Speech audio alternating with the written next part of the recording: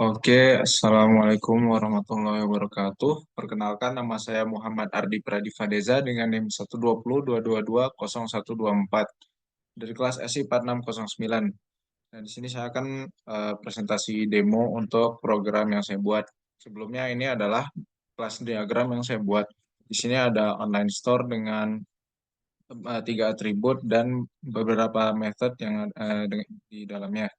Begitu juga dengan customer dengan dua atribut dan beberapa getter dan setter. Lalu juga ada order dengan tiga atribut dan beberapa getter dan setter juga. Kalau ada produk, tiga atribut dengan beberapa setter dan getter juga. Di sini pertama ada kelas customer dengan atribut name dengan tipe data string dan ini adalah private. Dan lalu ada customer ID dengan tipe data integer. Lalu masuk ke konstruktor. Konstruktor pertama ada customer yang berisikan string name integer customer ID yang akan nge-return this.name sama dengan name dan this.customer ID sama dengan customer ID. Lalu kita masuk ke getters. Di sini ada string get name yang akan mereturn name dari yang di-trigger. Lalu ada get customer ID dengan returnnya integer. Lalu ada setter dengan returnnya itu void, tipenya void. Di sini set name dengan parameternya string name. Lalu ada set customer ID dengan tipenya void yang berisikan parameter integer customer ID. Lalu ada kelas online store di sini menggunakan importan array list dengan list. Di sini ada tiga atribut. Yang pertama ada products dengan tipenya itu list, lalu ada customer sama juga list dan orders juga list, semuanya private. Lalu masuk ke bagian constructor, di sini langsung mereturn this.products sama dengan new array list, jadi tidak perlu masukkan parameter, langsung mereturn tiga list baru. Lalu ada ini ada method add product, yang mana kalau tipenya void dengan parameter product dengan tipenya product, yang mana kalau dijalankan akan misalnya products.add product yang nantinya produk ini akan masuk ke list products. Lalu ada remove product dengan parameter produk dengan tipe produk yang mana akan meremove value yang ada dalam di list products. Lalu ada get all products, ini akan mereturn new array list product ini untuk mendisplay. Jadi dia bakal nge-return semua yang ada di dalam list.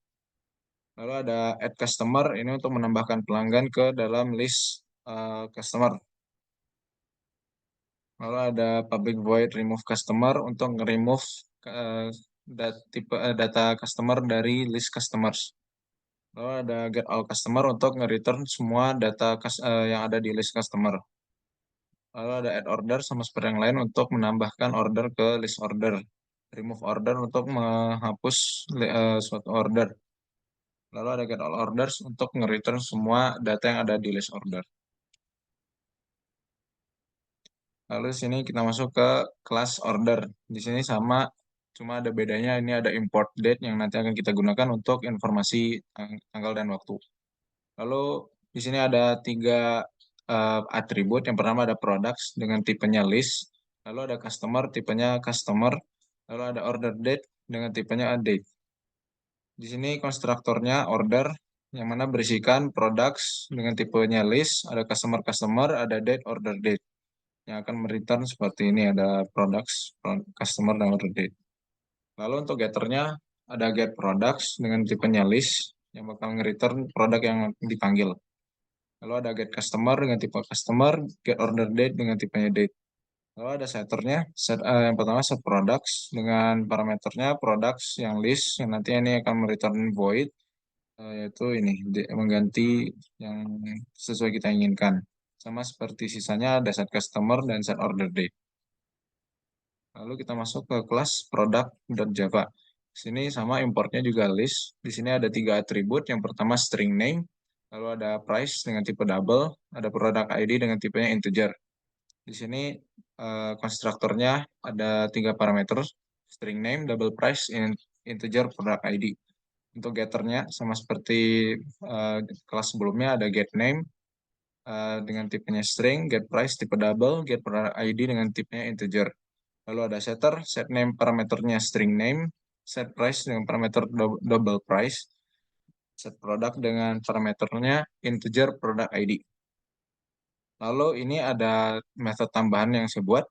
Ini ada public static product get product by ID dengan parameter integer ID dan list product list.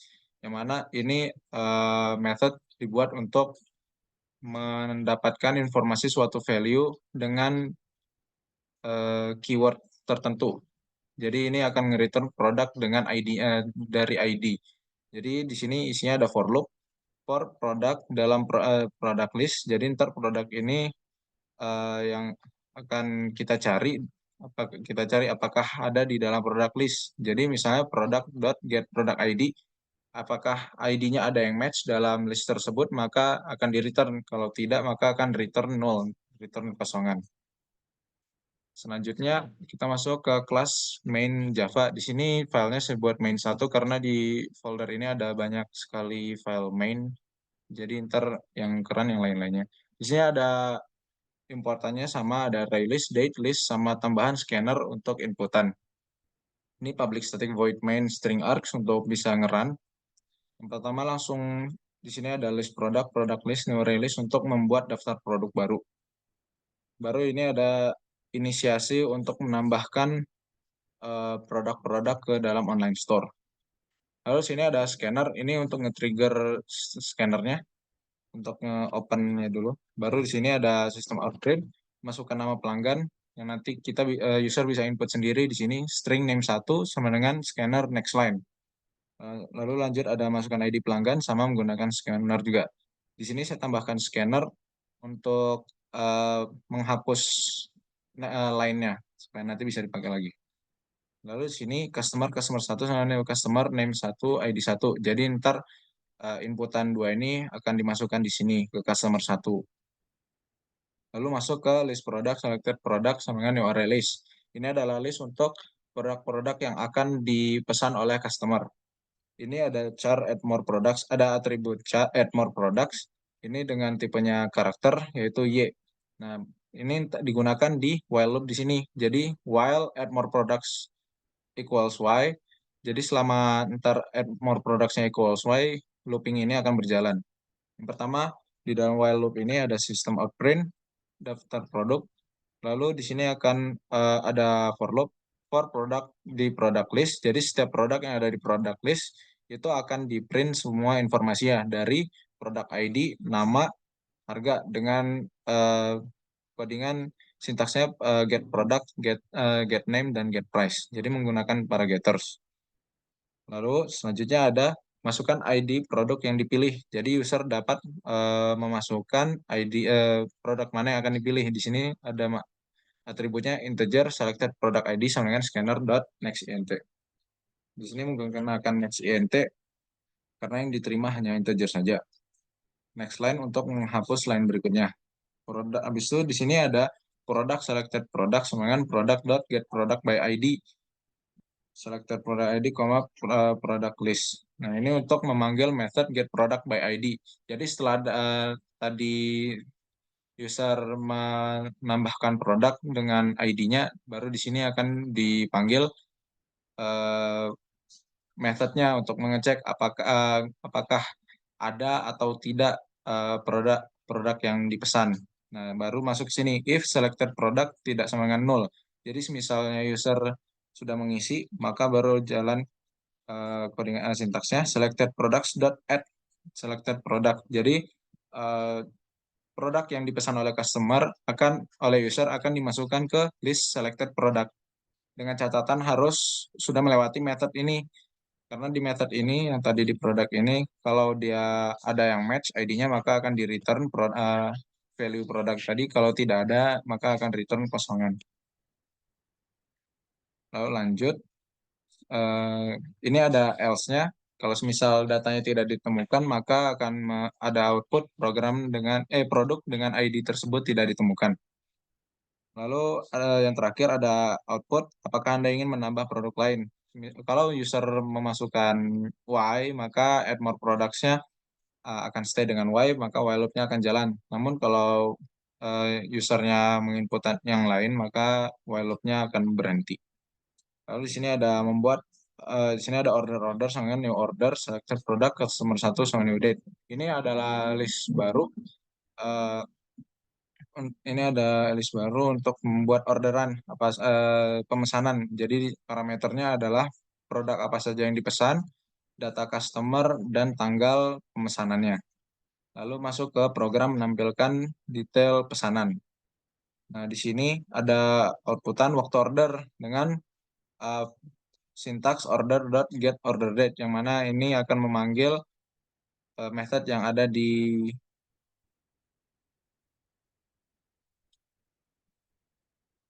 sini, get order date. Nah, lalu masuk produk yang diorder. Nah, di sini pertama kita deklarasikan dulu untuk atribut total belanjaannya sama dengan 0 dengan tipenya double. Baru masuk ke looping for produk di order.get products, sistem print product ID. Di sini akan mengoutput product ID dengan get product ID, ada get name dan get price. Jadi setiap produk tadi setiap produk yang ada di list order akan di output di sini. Lalu ada total belanjaannya plus sama dengan product.get price. Jadi total belanjaannya nanti yang tadinya 0 akan disesuaikan dengan harga-harga produk yang ada di dalam order. Baru di sini ada outputnya customer plus order.get customer.get name. Lalu ada total belanjaannya, yaitu total belanjaan. Dan ini scanner close untuk menutup scanner. Sekarang kita akan demo programnya.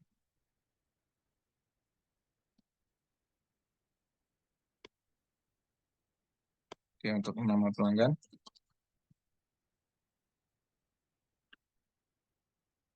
ID-nya kita buat 123456. Nah, di sini akan muncul daftar produknya. Semisal saya ingin memesan produk pertama. Tuh, apakah ini memesan produk lain? Ya. Kita pesan produk nomor 2 dan produk nomor 4. Sudah cukup, ada 3 item yang saya beli. Di sini ada ID 1, 2, dan 4. Nah, di sini detail pesanannya. Ada waktu order, hari Jumat, Januari, tanggal 5, dan jamnya. Lalu ada produk yang diorder. Ada produk 1, 2, 4 sesuai dengan yang saya inputkan tadi.